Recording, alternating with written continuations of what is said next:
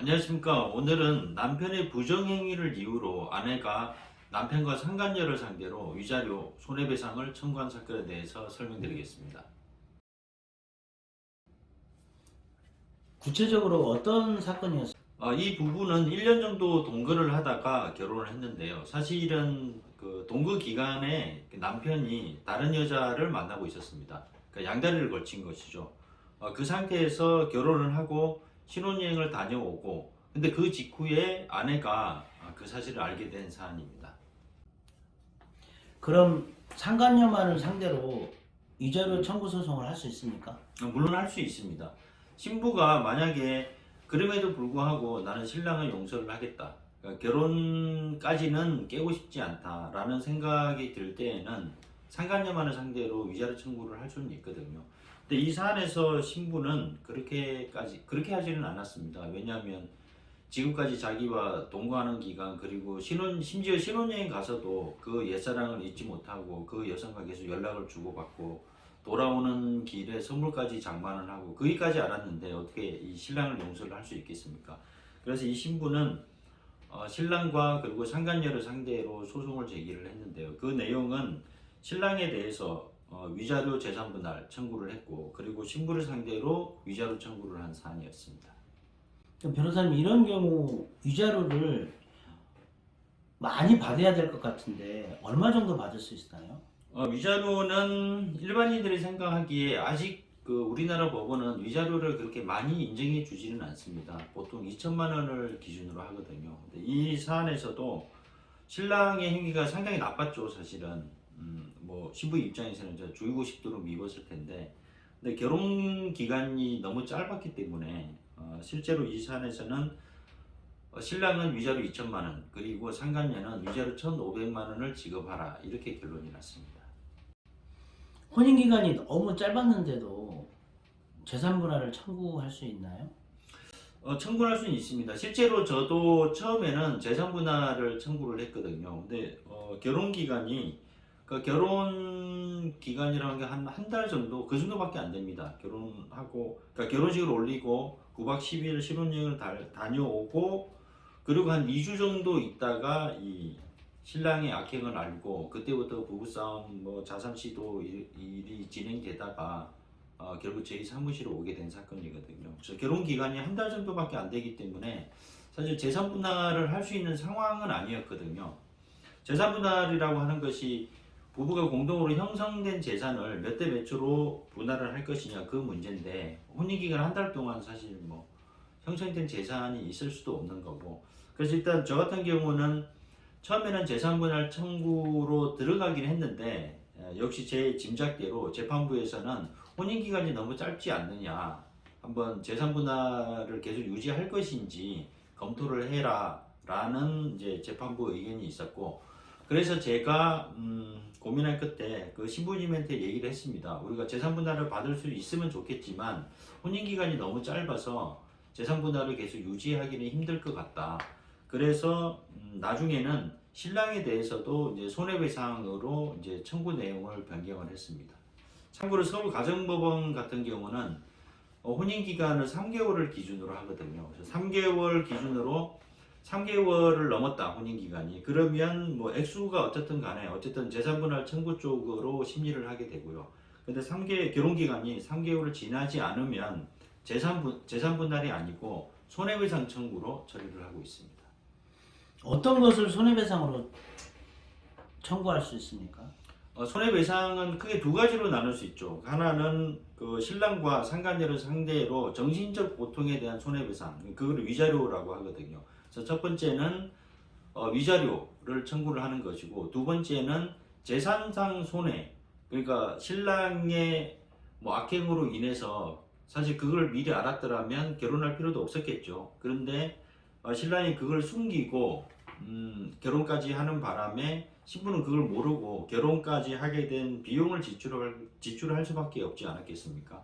그래서 그 신랑의 잘못으로 인해서 내가 결혼식을 올렸다, 그리고 그 결혼을 하는데 든 비용이 결국 이제 손해로 되는 것이고, 그걸 재산상 손해로 청구하는 것입니다. 그래서 예를 들면 뭐 예식장비, 그리고 예단비, 신혼여행비, 이런 것들을 손해로 청구하는 거거든요. 신부가 혼수에 들어간 돈이 한 8천여만 원 정도 된다고 하는데 이걸 모두 다 돌려받을 수 있나요? 돈으로 다 돌려받기는 힘듭니다. 이거는 약간 대법원 기준, 대법원 판례에 의하면 약간 판단 기준이 있는데 대법원은 어떻게 판단하고 있냐면 그 혼수, 그러니까 결혼을 하는 과정에서 들었던 비용이 그 비용 지출의 결과가 현재 남아 있느냐를 기준으로 하거든요. 그래서 남아 있는 게 있으면 그거는 각자가 장만한 사람이 그대로 가지고 가고 만약에 비용을 지출했는데 남아 있는 게 없다. 그거는 손해배상으로 가라는 것이거든요. 그래서 예를 들면 결혼하는 과정에서 이제 비용이 많이 들거든요. 근데 그 비용 중에 예컨대 예물 아니면 가전제품 예를 들면 뭐 TV, 냉장고, 침대, 식탁 이런 것들은 비용을 지출했는데 그대로 남아 있잖아요. 그걸 이제 원물 반환이라고 하는데 현재 어떤 형태로든 그대로 남아 있는 것이면 준비한 사람이 그대로 가지고 가라고 하는 것이고요. 근데 신혼여행비나 예단비, 예식장비 이런 건 남아있는 게 없거든요. 이미 돈으로 지출했지만 남아있는 상태가 없기 때문에 그거는 손해배상으로 청구를 하라. 이렇게 두 가지로 나눠서 판단하고 있습니다. 이런 경우 신부 입장에서는 너무 억울하고 부당해서 나는 이런 거 안 가지고 가겠다. 손해배상으로 물어줘라. 라고 했을 때는 손해배상으로 청구할 수 있습니까? 억울하다 하더라도 청구하기는 힘듭니다, 사실은. 특히 우리나라 같은 경우는 신부가 신혼살림을 장만하는 게 보통이거든요. 그런데 한 달 있다가 결혼이 깨졌다. 그러면 가전제품 뭐 이런 신부가 혼수로 장만한 것을 그대로 가지고 가야 되는데 신부 입장에서는 이거는 그 부부의 가정 생활을 전제로 장만을 한 거거든요. 근데 이걸 다시 되가져가라고 하는 것은 사실 어디 가지고 갈 데도 없어요. 어디 원룸 얻어가서 얻어야 되는데 그 큰 가구들을 일일이 다 가지고 가기도 힘들고 그리고 심정적으로 그걸 가지고 갈 수 있다 하더라도 신부 입장에서는 꼴도 보기 싫은 거거든요. 그래서 이 사건에서도 신부는 그러니까 저는 이러이러한 상황에서는 손해배상으로 가야 된다. 그러니까 구입한 비용을 돈으로 환산해서 달라라고 주장을 했는데 사실은 서울가정법원에서도 그러니까 하급심 법원에서는 대법원 판례가 있기 때문에 심정적으로는 신부 입장을 충분히 이해는 하지만 대법원 판례에 따라서 결론이 났었습니다. 보통 애단비는 현금으로 보통 주고 하는데 신랑이 받은 게 없다라고 거짓말을 할 경우는 이런 경우는 어떻게 해야 합니까? 실제로 이 신부 사건에서도 그렇게 됐었거든요. 그 신부는 예단비로 200만 원을 줬다고 주장을 했습니다. 근데 이 신랑이 받은 적이 없다는 거예요. 근데 사실 이건 말이 안 되는 거거든요. 대한민국에서 결혼을 하는데 예단비를 안 주는 경우가 어디 있겠습니까? 그러니까 부모님 없이 그냥 순수하게 신랑 신부가 두 사람만 결혼을 한다 하는 것이 아닌 이상은 거의 예외 없이 특히 이제 신부 입장에서는 신랑 측 가족분들, 그 어른들을 위해서 예단비를 지급을 하게 되고 실제로 이 사건에서도 분명히 우리 입장에서는 예단비를 지급을 했다라고 주장을 했거든요. 근데 신랑은 끝까지 받은 게 없다라고 얘기를 하더라고요. 그래서 뭐 이 현금이라고 하는 것이 어떻게 입증을 하겠습니까? 보통 출금해서 봉투에 넣어서 어른들한테 주는 건데 신랑이 받은 적이 없다고 하니 그래서 결국은 이 사건에서도 현금으로 200만 원 예단비 200만 원을 줬다라는 것을 입증하는데 사실은 실패를 했습니다.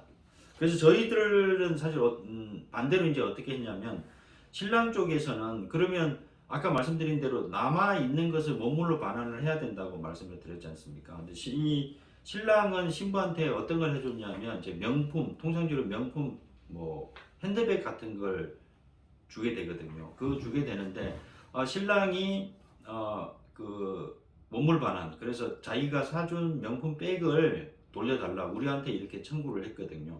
근데 사실 저희도 부인해 버렸습니다. 받은 게 없다. 당신이 언제 사줬냐 입증을 해봐라. 라고 우리가 주장하기도 했었습니다. 변호사님, 이 신혼이혼 사건 같은 경우 그럼 3개월 이내에 이혼하게 되면 신부에게는 많이 불리한 그런 이혼인가요? 좀 불리하다고 볼 수도 있습니다. 아까 말씀드린 대로 현재 우리나라 관습이라고 할까요?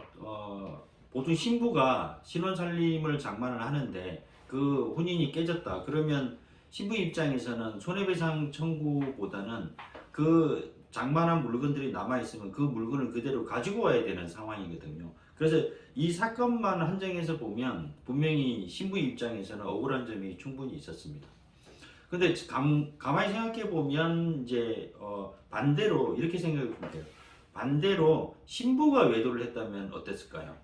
신부가 외도를 했으면 그냥 아까 말씀드린 일반적인 기준으로 생각을 했을 때에는 신부는 손해배상을 청구를 할 수가 없습니다. 왜냐하면 신부는 유책 배우자이기 때문에 혼인 파탄에 자기가 잘못이 있거든요. 그러면 신혼살림을 장만하는데 아무리 많은 비용을 투입을 했다 하더라도 그걸 손해배상으로 청구할 수가 없는 상황이거든요. 그러면 바람을 피운 외도를 한 신부 입장에서는 남은 거는 손해배상은 청구할 수 없지만 내가 장만한 살림이라도 가지고 가야 되지 않겠냐. 그리고 그것을 중고시장에 팔아서 얼마라도 자기 손해를 이제 전보를 할 수밖에 없는 상황이거든요.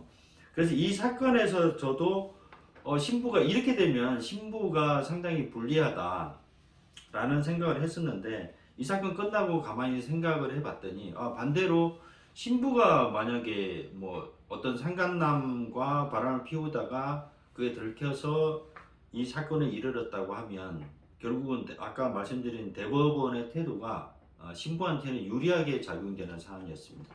그래서 결국 최종적으로 이 현재 대법원이 뭐 원물 반환이냐 아니면 손해배상으로 처리하는 방법이 이런 측면에서는 좀 타당한 면이 있다라는 생각을 하게 됐습니다. 변호사님, 신랑 신부가 1년 정도 동거를 하다가 결혼을 했다고 하는데 이런 경우 동거도 위자료를 청구할 수 있습니까? 동거만 가지고는 위자료 청구하기는 힘듭니다. 그러니까 동거와 사실혼은 이제 구별되는 개념이거든요. 물론 동거로 시작해서 결혼식, 이제 정식, 법률혼까지 이어졌을 때에는 동거 기간도 당연히 혼인 기간에 포함이 돼야 되겠죠. 근데 이혼 사건에서 문제되는 크게 금액적으로 문제되는 것은 재산 분할이거든요. 근데 재산 분할의 시점을 어느 시점으로 잡을 것이냐 그거를 결정을 할 때 그 사안에 따라서 재산 분할 시점을 어떻게 잡을 것이냐와 관련해서 동거 기간도 결혼 생활에 포함을 시킬 거냐 말 거냐 그 당사 사이에 상당히 약간의 이제 이해 대립이 있는데 어쨌든 원고든 피고든 간에 당사자 일방의 입장에서는 사안에 따라서 이 동거 기간을 결혼 기간에 포함시켜서 주장을 할 것이냐 말 것이냐를 이제 판단할 필요가 있습니다.